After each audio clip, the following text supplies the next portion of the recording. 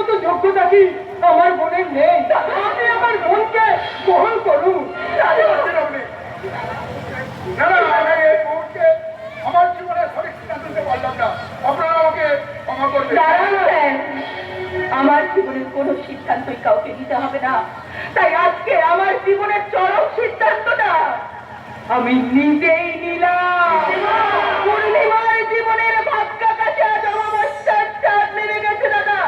তাই তো তার সুখের স্বপ্নগুলো আজ দুঃস্বপ্নের গ্রহণ লেগেছে। তাই পূর্ণিমা তার এই দুর্ভাগ্যের জীবন নিয়ে ওই যমুনায় ঝাঁপ দিতে চলল।